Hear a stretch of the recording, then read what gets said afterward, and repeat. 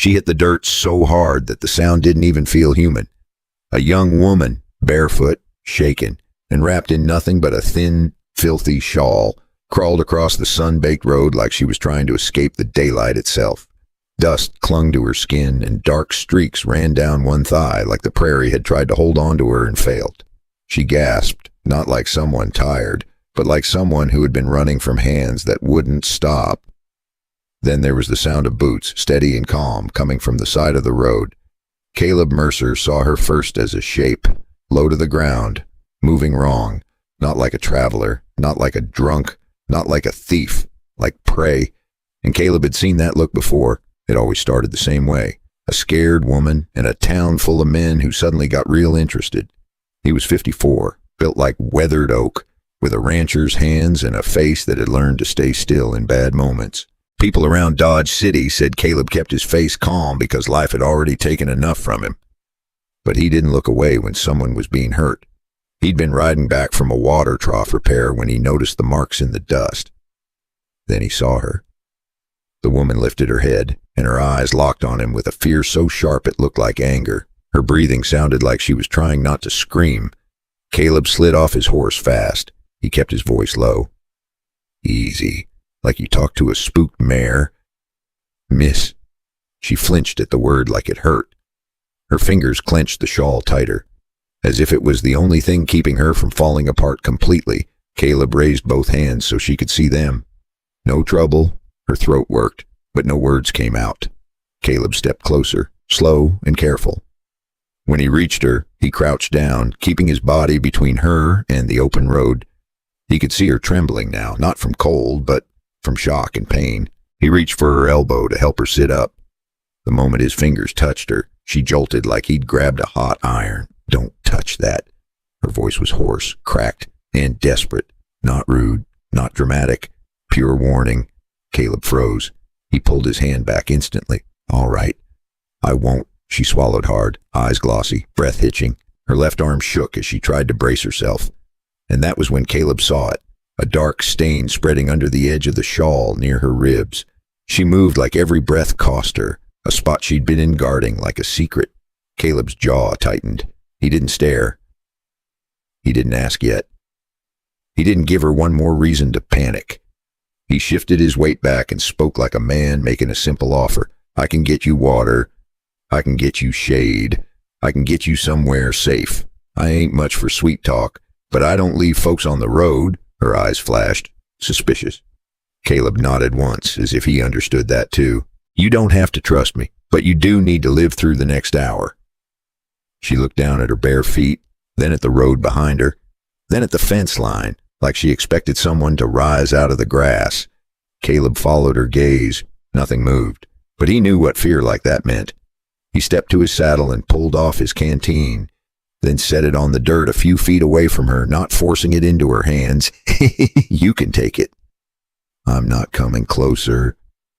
The woman stared at the canteen like it was a trap. Then her thirst won. She crawled forward, grabbed it, and drank so fast she choked. She coughed, wiped her mouth with the back of her hand, then clutched the shawl again like she'd forgotten how to hold anything else. Caleb watched the road, and Dodge City drew the kind of men who thought a frightened woman was easy to own. He crouched again, this time farther back, and spoke carefully. What's your name? She hesitated, like saying it might summon the person she ran from. Nora, she whispered. Caleb nodded. Nora? Caleb pointed toward his horse. I can ride you, but I'll do it the way you say. I'll keep my hands where you want them.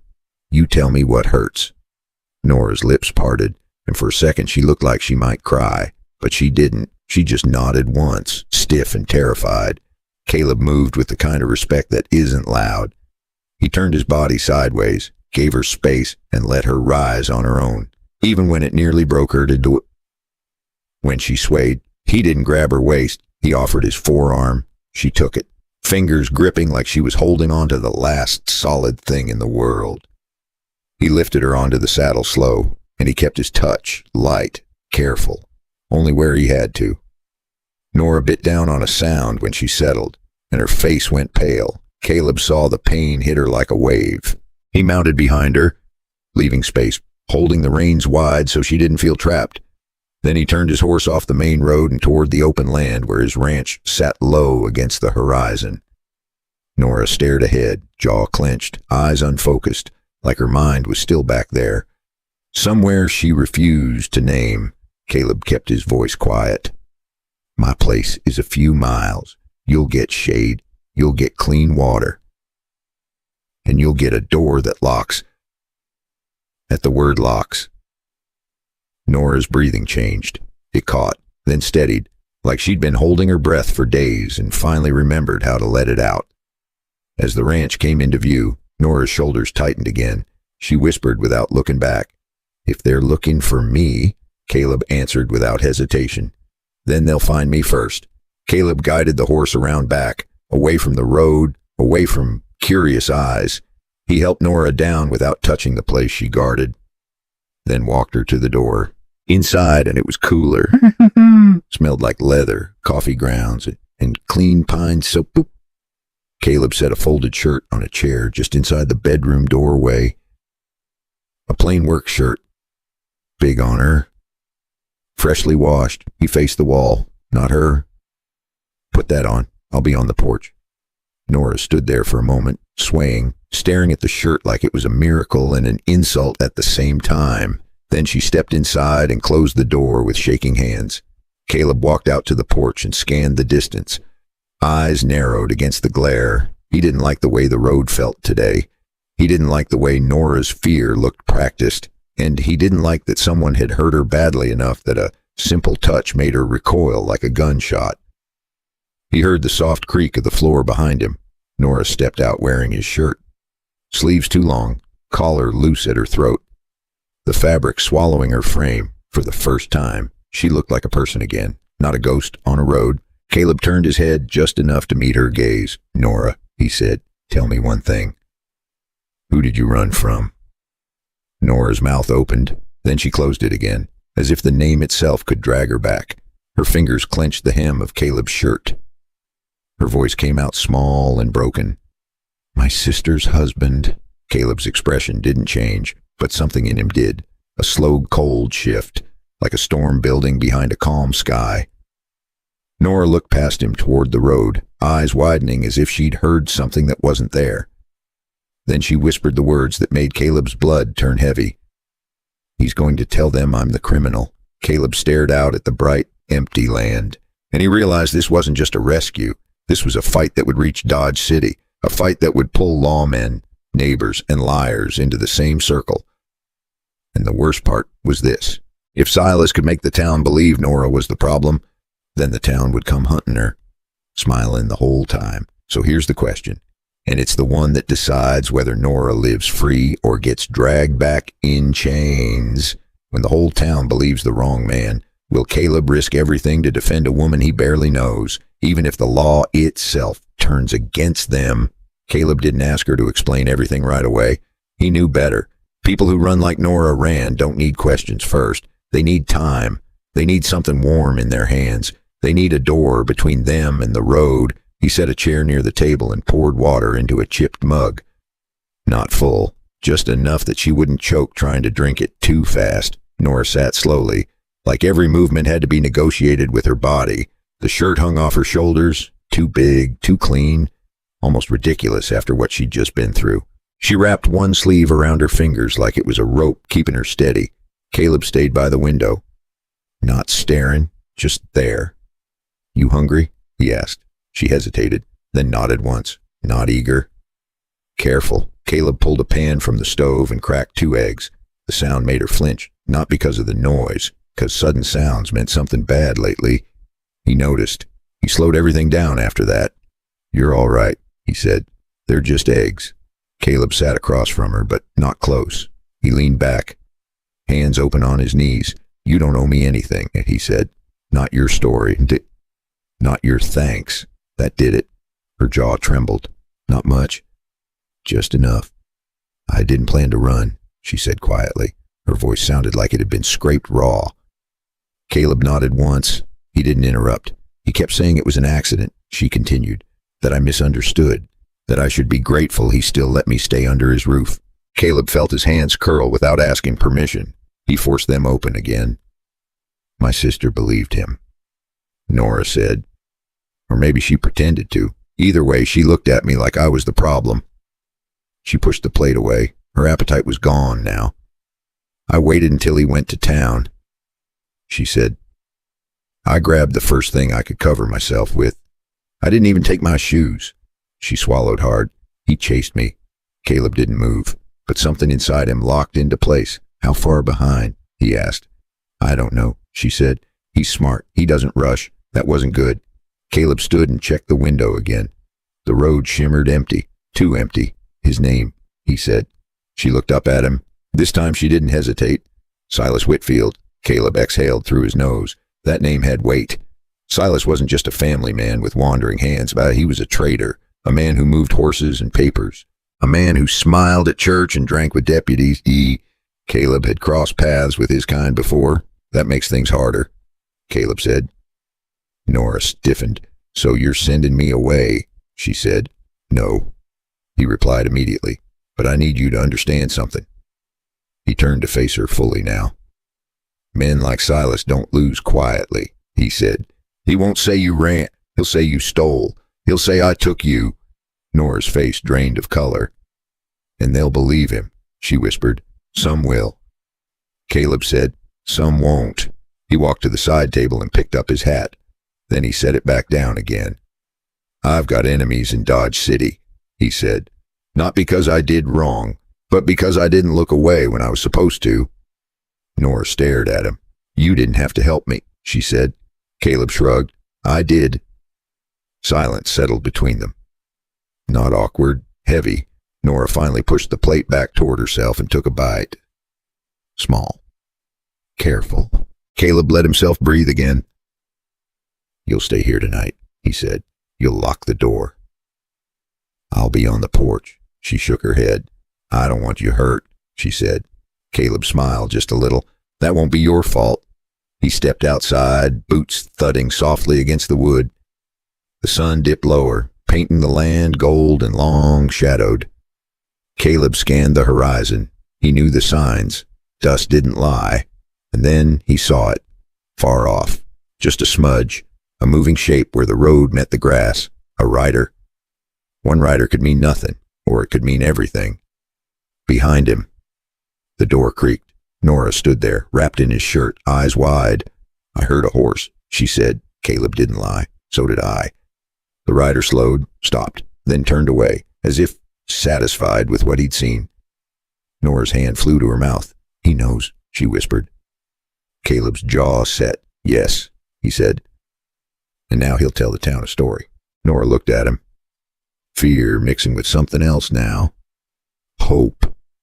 Or maybe desperation. What happens when they come? She asked. Caleb didn't answer right away. He watched the dust settle. He felt the old familiar weight of a fight that hadn't started yet. Then he spoke. Then we decide, and the question hanging in the air was no longer whether Nora could hide. It was this. When Silas turns Dodge City against them by morning, will the truth be enough to stop a mob that thinks it's doing the right thing? Morning didn't come gently. It arrived hot, bright, and loud, like it always did around Dodge City in the summer. Caleb was already awake when the sun cleared the horizon. He hadn't slept much, not because of fear, but because his mind kept working through the same problem again and again. Nora sat at the small table inside, sipping coffee with both hands wrapped around the mug. She wore the same borrowed shirt, now rolled at the sleeves. Her hair was cleaner, brushed back, but her eyes were still alert, like she expected the walls to move. Neither of them pretended things would stay quiet. They'll talk this morning, Caleb said. Men like Silas never wait. He'd spread it through the right mouths. Nora nodded. I know how he worked, she said. He tells the story before anyone asks for the truth. Caleb pulled on his hat and glanced toward the road. If he's smart, he won't come alone. And if he's got money, he'll bring men to do it for him. A lie travels faster than a horse in this town. She looked up. And if he's angry, then he'll bring friends, Caleb replied. He set a plate of bread on the table and slid it toward her. Eat, he said. You won't think straight on an empty stomach. Nora forced herself to take a bite. She chewed slowly, eyes drifting toward the window. I never thought running would be the easy part, she said. Caleb gave a quiet chuckle. Running usually is. It's the stopping that gets complicated. They rode into Dodge City just after mid-morning. Caleb took the side street, the one with fewer eyes and more dust. Nora stayed close, head down, hat pulled low. Still, it didn't take long. A man outside the feed store squinted at him. Another paused mid-sentence at the saloon door. By the time they reached the edge of the square, the looks had changed. One old cattle hand gave Caleb a small nod, like he still remembered who paid fair wages. But most folks didn't nod. Most folks leaned toward Silas, because Silas looked clean, and clean men felt easier to believe, not curious to judging. Nora felt it first. That shift in the air when people decide who you are without asking. They already know, she whispered. Caleb nodded. Or they think they do. They hadn't taken 10 steps more when a familiar voice cut through the noise. There she is. Silas Whitfield stepped out from near the hitching rail. Clean shirt, easy smile, a hand resting casual on his belt. Two men stood behind him, one grinning, one watching too closely. Nora froze, her breath caught. Silas spread his hands like a preacher. Now, Nora, he said. You really had folks worried. Caleb stepped half a pace forward. She's not going anywhere, he said. Silas looked him up and down, slow and deliberate. Well now, he replied. Didn't know you were keeping company these days. A few townsfolk drifted closer.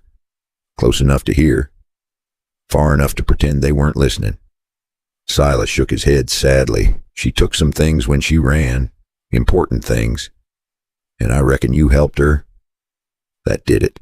Murmurs rippled through the crowd. Someone muttered the word thief. Nora's hands curled into fists. I didn't steal anything, as she said. Silas sighed like he was disappointed. That's not what it looks like. Caleb felt the tension snap tight. He leaned in just enough for Silas to hear him.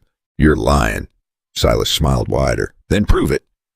Caleb could feel the trap, and he didn't step into it. A man's got to know when to talk and when to move. Instead, he turned to the people watching. Ask him why she ran, he said. Ask him why she left barefoot. Silas laughed. Don't listen to him. He's confused. One of the men behind Silas stepped forward.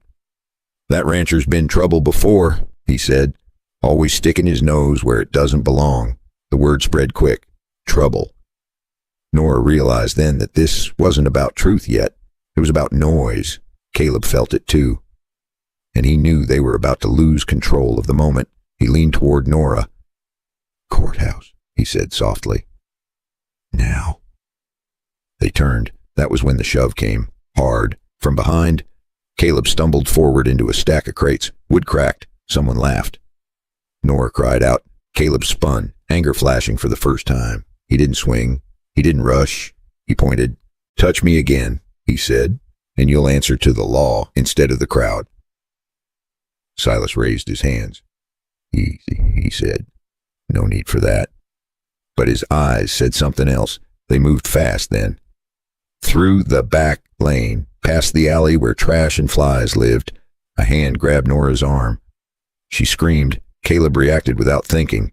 He drove his shoulder into the man, sending him into the wall. The man slid down, stunned, breath gone. Caleb grabbed Nora's hand. Run! They burst out near the livery barn. A woman stepped out of a doorway and froze. Then she saw Nora's face. Inside, the woman said, Now they didn't argue. The door shut behind them. A bolt slid home. Inside, the noise of the street dulled. Nora leaned against the wall, shaking. They were going to take me, she said. Caleb nodded. Yes. He wiped his hands on his trousers. Which means we're past pretending. Outside, voices rose, angry, confident. Silas was telling his story, and people were listening. Caleb looked at Nora. We do this right, he said, or we don't walk out at all. She met his gaze. I'm not running again, she said. That earned her a small smile. If you're enjoying this, subscribe because what happens next won't stay inside that barn. The bolt on the barn door rattled again. Not hard. Not yet. Just enough to let them know the voices outside weren't going away. Nora stood with her back to the wall, arms wrapped around herself, breathing shallow. Her eyes followed every sound, every footstep, every scrape of leather outside. Caleb stayed near the door, one hand resting flat against the wood, feeling the vibration of the crowd through it. He'd been in tight spots before. This was a town deciding what kind of story it wanted to believe. "Don't answer," Caleb said quietly, "no matter what they say." Nora nodded. Her throat was too tight for words. Outside, Silas's voice carried clear and calm, the same voice that had fooled half the church every Sunday. "She's scared," Silas said, confused. And that old rancher's filled her head with nonsense. A man laughed. Another spat. Caleb closed his eyes for a second. He knew this tone, the sound people make when they've already made up their minds. Then came a new voice, female, firm. That girl didn't look confused to me. The barn went quiet. Caleb opened his eyes. He knew that voice. Mrs. Klein, the boarding house owner, a woman who had buried 2 husbands and learned to trust her own eyes. She looked hurt. Mrs. Klein continued, "And she didn't come running to me like someone chasing trouble." Silas chuckled softly. "Now, Martha," he said, "you've always been kind, but kindness doesn't mean judgment." Caleb felt the shift, small but real. Nora noticed it too. She leaned closer. "Is that good?" she whispered. "It's something," Caleb said. The bolt rattled again, harder this time. "Open up," a man called. "We just want to talk." Caleb snorted under his breath. He leaned close to the door. "Talking doesn't start with shoving," he said.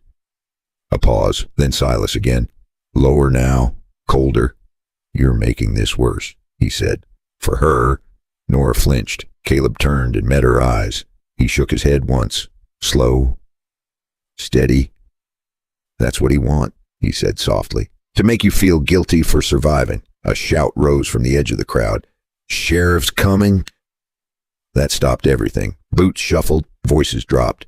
Caleb exhaled. Not relief. Preparation. Sheriff Doyle stepped into view outside the barn door, a tall man with tired eyes and a badge that felt heavier every year. And he didn't look at Silas first. He looked at Caleb, like he already had a file in his head with Caleb's name on it. "What's going on here?" Doyle asked. "And why is Caleb Mercer in the middle of it again?" Silas answered fast. "She ran off. Stole from me. Now he's hiding her." Doyle looked at the door, then at Silas. "Open it," he called. Caleb didn't move right away. He waited. "For the record," Caleb said. "We're going to the courthouse." Doyle raised an eyebrow. "That your idea?" "Yes," Caleb replied. A pause. Then the door opened. Nora stepped out first. Slow, head high. The crowd went quiet again. She looked different now, cleaner, calmer, but still shaken. Silas's smile faltered for just a second. Doyle noticed. Doyle looked Nora up and down. "Where'd you come from?" he asked. "And why are you dressed like you ran through a thicket?" Nora swallowed. "'Cause I did," she said.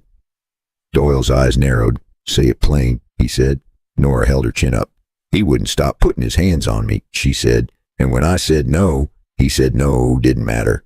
Silas scoffed. "She's twisting it." Doyle turned his head toward Silas. "Then tell me this," he said. "What papers did she take?" Silas opened his mouth. Then he shut it again. Just a beat too late. Caleb saw it. So did Doyle. "Let's take this where it belongs," Doyle said. Courthouse.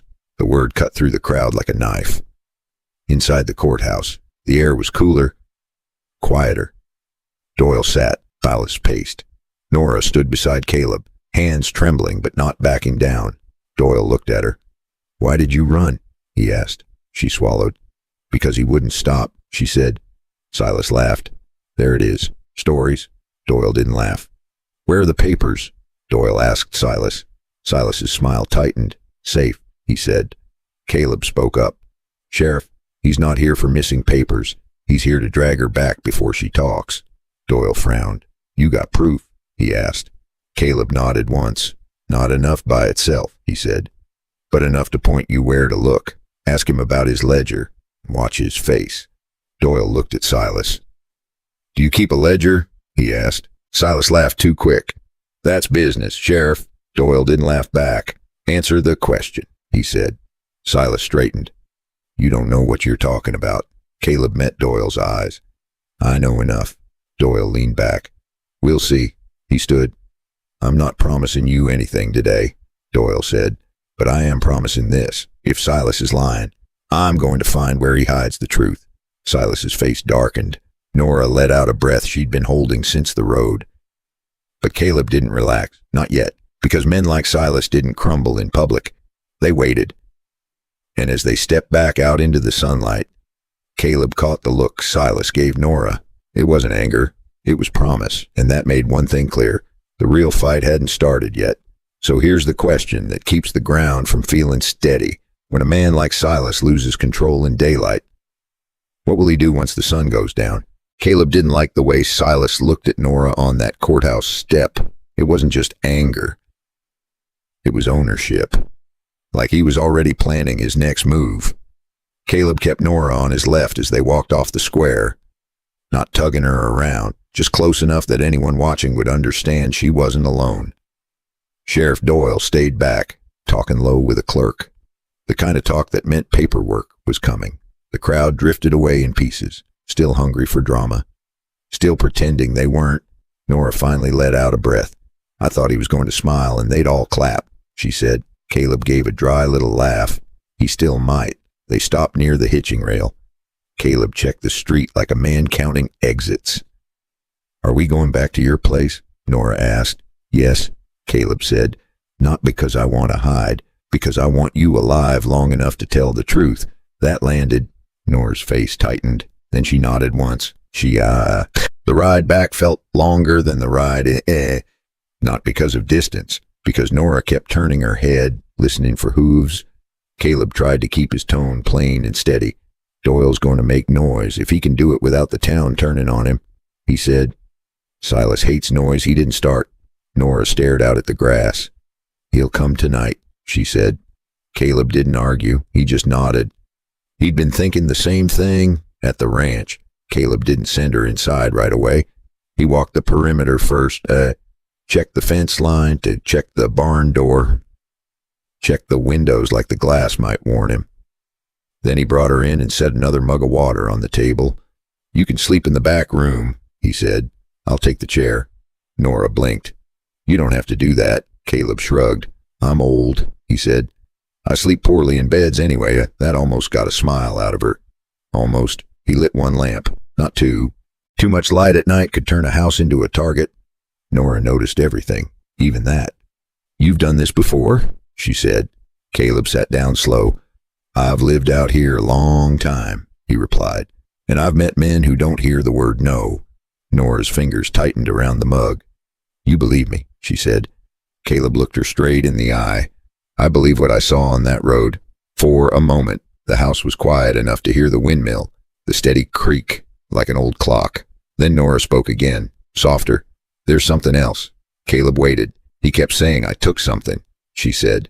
And he's not wrong. Caleb's posture changed, just a little, not suspicion.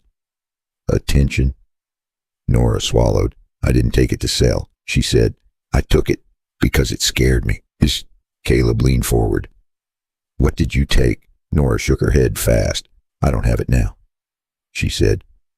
I didn't even know I still had it until I ran. It was in my shawl. Caleb kept his voice calm. In your shawl, how? Nora hesitated, then reached under the edge of the work shirt and pulled out a small, folded scrap of paper. Not a letter, more like a torn corner. Old ink, a smudged stamp. It fell out when I was changing, she said. I almost tossed it, she said. But I didn't, because I knew it mattered, even if I didn't understand it yet. Caleb took it carefully, like it might bite. He studied the ink, then the stamp. His eyes narrowed. That's not a love note, he said. Nora let out a shaky breath that sounded half laugh, half sob. No. Caleb turned the scrap over. There was a number written there, and a set of initials S.W. Caleb felt his stomach drop. Not fear. Recognition. This looks like part of a ledger page, he said. The kind traders use. Nora's voice got smaller. He kept a big book in his office, she whispered. He'd open it at night and tell my sister it was church accounts. But it never sounded like church. Caleb nodded slowly. 'Cause it wasn't. He kept his records where nobody could see, Nora said. I once saw him lift a loose board in his office. He's checked it ever since, like he's afraid it'll vanish. Nora looked up. You think that's why he's so desperate? She asked. Caleb didn't answer right away. He stared at the stamp. Then he spoke like a man connecting dots he didn't want connected. If Silas is moving horses he doesn't own or shifting debt onto other folks, that book is his life, Caleb said. And if you can point the law to it, he's done. Nora's shoulders sagged. So he'll do anything to get it back, she said. Caleb nodded. Yes. Outside, the night settled in. Cricket started up. The kind of sound that usually meant peace. Tonight it sounded like waiting. Caleb stood and walked to the window. He didn't pull the curtain. He just looked through the corner like an old habit. A shadow moved near the fence line. Not a deer. Too straight. Too careful. Caleb spoke without turning his head. Get to the back room, he said. Lock it. Nora's face went pale. Is it him? She asked. Caleb kept his voice low. It's somebody. Nora moved fast, quieter than Caleb expected. She shut the back door of the room with a soft click. Caleb reached under the table and took out a short shotgun. Not flashy, not dramatic, just a tool out here, like a shovel. Footsteps came up the dirt, slow and sure. More than one set. Caleb heard leather, heard quiet laughter, heard the kind of confidence that comes in a group. Then came the knock, not on the front door, but on the side window frame. 3 taps, polite on purpose, like the devil trying to sound civilized. Then a voice, Caleb, Silas. Caleb didn't open anything. Nora heard another voice outside, low and chuckling. One word, boss, and we go in. Caleb lifted the shotgun a little higher. He aimed it up. Not at a man, but at the night. The shot cracked like a whip, and the coyotes went quiet. A second shot answered from the dark, fast and ugly. It clipped the porch post and sent a splinter across Caleb's hand. He didn't flinch, but the sting told him this wasn't just talk anymore. His fingers tightened on the stock. Then Caleb spoke. Calm as stone. Next one won't be for the sky. He stood a few feet back from the door and answered through the wood. Go home, he said. Silas chuckled. Now that's not neighborly. I just want a conversation. Caleb stared at the door like he could see through it. You had your conversation in town, he replied. Try again tomorrow. Silas's voice dropped. You can't keep her. Caleb felt his grip tighten. I'm not keeping anyone. And he said, she's here because she chose to be. A pause. Then Silas spoke soft, almost kind. You know what folks will say about you, he murmured. You know what they'll say about her. Caleb's jaw set. Say it to the sheriff. Silas sighed like he was disappointed. Then his voice turned sharp. If that girl walks into court with a story, I'll make sure she never walks out again. Caleb's blood went cold, 'cause that wasn't bluffing. That was a man letting the mask slip. And Caleb realized something else at the same time. Silas wasn't here to talk. He was here to find out where Nora was sleeping. Now let me ask you something. If Silas is already threatening her at Caleb's own door, what will he do when he finally stops pretending to be the good man in town? The night didn't end with shouting. It ended with waiting. Caleb stood by the door long after Silas's footsteps faded into the dark. He didn't move. He didn't lower the shotgun. Men like Silas didn't walk away because they were done. They walked away to think. Inside the back room, Nora sat on the edge of the bed, fully dressed, hands folded tight in her lap. She listened to every sound the house made. Wood settling, wind brushing the boards, her own breath. Steady only because she forced it to be. When Caleb finally spoke her name, it was soft. He told her Silas was gone, for now. Nora didn't relax. She just nodded. She had learned the cost of believing too soon. Dawn came slow and pale, washing the land in that early light that made everything look honest, even when it wasn't. Caleb made coffee. Nora drank it. Neither of them pretended this was over. Sheriff Doyle didn't clap irons on Silas just for a threat. He did what lawmen in a hard town actually do. He watched. He waited. Then he went for the place Nora pointed to, with 2 deputies and a paper signed by the judge. He'd already been in and out of the courthouse twice that morning, because he didn't want the town saying he kicked doors in without law behind him. They found it because Nora knew the hiding place, and Doyle finally had a reason to look. A loose board, a metal box, a heavy book full of names, numbers, and deals that didn't pass the smell test. Nora stood at the edge of the square and watched him go. Her hands shook, but she didn't look away. Caleb stayed beside her, not shielding her, standing with her. That mattered. The days that followed were quieter than anyone expected. The inquiry moved forward. People started speaking in lower voices. Some apologized. Some didn't. That was life, and Dodge City didn't turn sweet overnight. It just turned a little more careful about who it called elite. What mattered was this. Nora could walk the street without looking over her shoulder. She could breathe without counting exits. One evening, just before sunset, she and Caleb stood by the fence line at the ranch. The sky was wide and orange, stretching farther than fear ever could. Nora broke the silence first. "I don't know what comes next," she said. Caleb nodded. "That's all right," he replied. "Most good things start that way." She turned to him then, really turned, and for the first time since the road, she smiled without checking who might see it. "You didn't save me," she said. "You stood with me." Caleb felt something warm and steady settle in his chest. "That's the only way it works," he said. Nora stepped closer, not hesitant, not rushed. She reached up and kissed him, gentle and sure, like a promise neither of them needed to explain. The wind moved through the grass. The world kept turning. Later, when the light faded and the first stars came out, Nora sat on the porch with a blanket around her shoulders. She looked peaceful, not because everything had healed, but because the worst part was behind her. So here's the lesson worth carrying with you. Sometimes the bravest thing you can do is say one simple sentence and mean it. Don't touch that. And sometimes love is not about rescuing someone. It is about standing still long enough for them to find their own strength. So I want to ask you this. Have you ever seen a moment when the crowd was wrong and one person had to decide whether to stand up or stay quiet? And if that moment came to you, what would you choose to do?